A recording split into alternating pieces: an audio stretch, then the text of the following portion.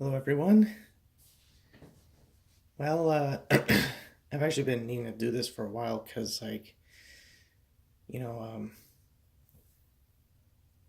these two video game icons were part of my childhood, and I have a bit of a passion for for them to for justice to be done for them for them to be properly introduced into this generation, or you know, continuously put into, with the installments and all that stuff. Crash Bandicoot and Spyro the Dragon. Man, I have a lot to say about these guys. They were my childhood icons. They were pretty much my childhood. The funny thing about Crash Bandicoot though was that I started off with Warped, and with Spyro, I started with Ripto's Rage. So really, I was out of order for both. However, I still love them to death, and eventually I did play all the games, and I loved every single one of them. The original ones, anyway. I did play Wrath of Cortex, but to me, it was more of a carbon copy of Warped. And, I didn't really, I wanted to try out Enter the Dragonfly, but, it kind of went out of, it showed up one day and it disappeared immediately. And for the longest time, I wondered why that was the case, but after seeing people talk over it, I heavily see why that was the case. Anyways, now of course, both Crash and Spyro had their first three games remastered in this generation, which, I was really happy about.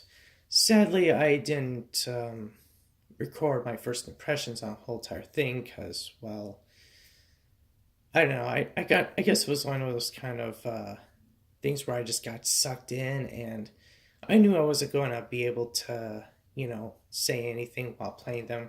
Just getting so immersed with those games and reliving my childhood.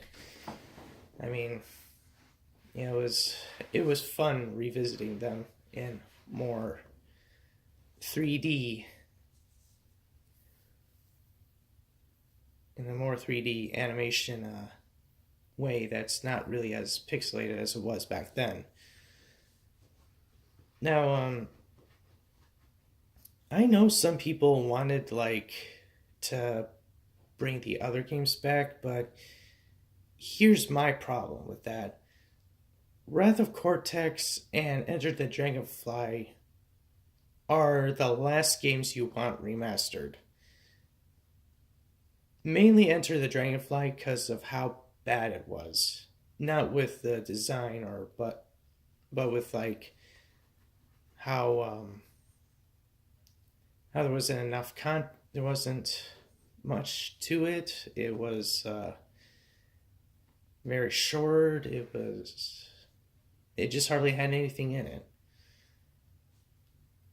So, and Wrath of Cortex, my issue with Wrath of Cortex is that while it does have good ideas in it, it doesn't strike me as something that should be remastered because it felt too much like a carbon copy of Warped. Like, I want I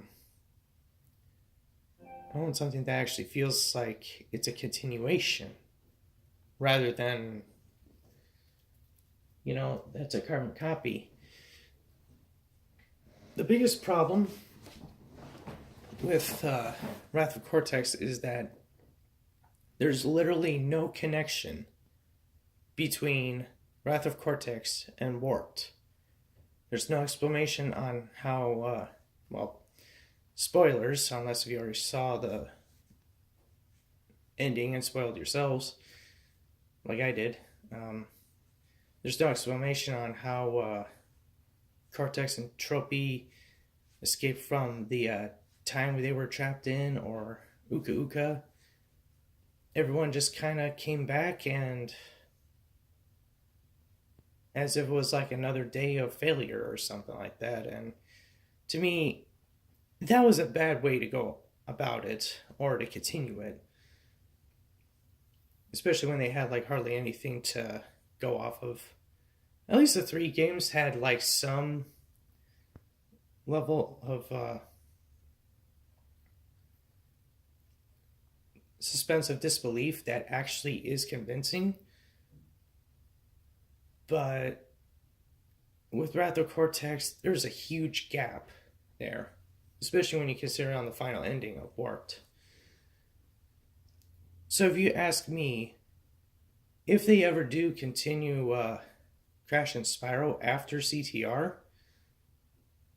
they'll have to either do something completely original or remake them. And by remake, I mean like do a complete overhaul with it. No carbon copy, just a completely original idea that actually expands the world in which you can explore rather than just be like warp pads, which sadly is what they did in the original in Wrath of Cortex, which I don't recommend doing. But if they're gonna bring Cortex back, they'll have to explain how he comes back to the present time, given what happened to him in the ending of Warped.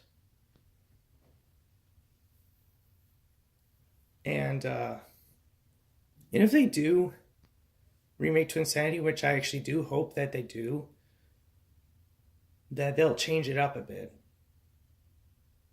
Because I love Crash Twinsanity. Granted, it does have some issues, but a lot of that has to do with like the time constraints and that they had. So it's not like it's not really like, they had much choice. They wanted to add more things to it and polish it up, but they just ran out of time. They wanted to make it to holidays. That's pretty much what happened. So, and pretty much a similar thing to Spyro 2. If they're going to do anything that's Enter the Dragonfly related, they shouldn't bring back Ripto. Not unless if, like, he comes back to life by some unknown source or something like that. And maybe not just him, but maybe the sorceress and Nasty Nork as well. I don't know. I don't know what they'll probably do. They'll probably have a more original approach to the fourth Spyro game for this generation, which honestly I think would be the best way to go. But in the end, it's really a matter of what comes together. And, I do hope that they will listen to this, because I do want Crash and Spyro to actually be good games. And I do want them to sell well. And I want people, and, I really do want to be immersed in their universe.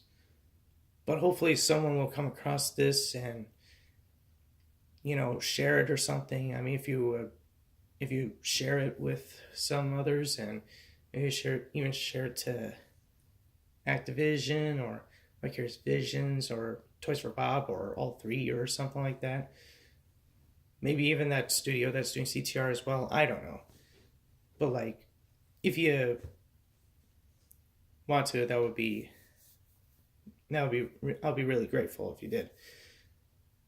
But anyways, for me,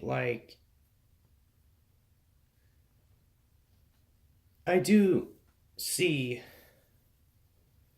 potential in like them remaking Spyro a Hero's Tale as well. They do have to make some adjustments, though, of course, and I guess in similar thing with Crash to Insanity, but Crash to Insanity had the unfortunate issue of having time constraints, whereas A Hero's Tale didn't have that issue as much. But from what I was told, it did need some there are some adjustments that are needed. So, in my opinion, based on what others have said about A Hero's Tale, they should tweak a few things but still keep the main concept, similar to Crash to Insanity. However, with the installments beforehand that lead into those games, they need to be more original. Like, they can't be carbon copies. They have to be original. They have to be solid. They have to make sense. All that stuff.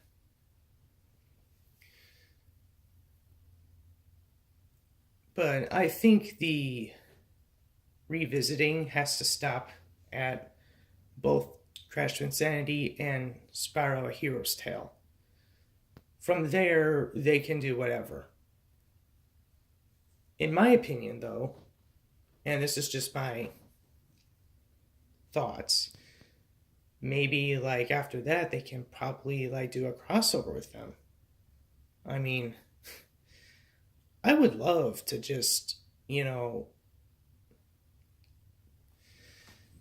my hands on a game that actually have both Crash and Spyro to be in the same game together. I mean, I heard about the Game Boy Advance games that Vicarious Visions did, where they had Crash and Spyro crossover. And I absolutely loved that idea, and I was excited for it, and I wanted to get my hands on those copies until I realized it was only on Game Boy Advance and not on any other game consoles, which really disappointed me.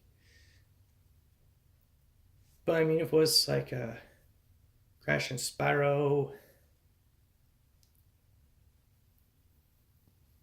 crossover that is a legit installment down the road, I would absolutely love it. But of course, it has to be well thought out as well. It has to be well thought out. It has to be solid. It has to make sense. And you can take some liberties here and there, but only little bits. Like, you can even, I'll even argue that you could potentially have Crash talk if you want, but it has to make sense as to why he can talk. Like, if a bit of a boost of intelligence or something like that. Granted, it's not really his character, but, it is what it is. But, I'm pretty sure a silent Crash is more what people want anyways. So, that's what I take. And as for, as for everybody else, just, I just hope that they do them justice,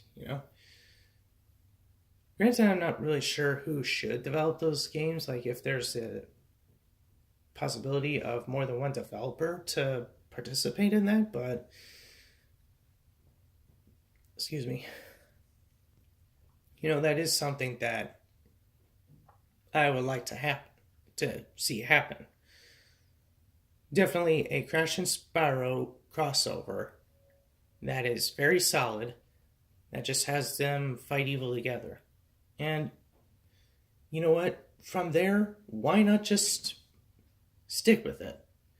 Why not just stick with Crash and Spyro meeting up and stay together for a while? You know what? Because I really love that idea of Crash and Spyro being together. There's so much potential with that.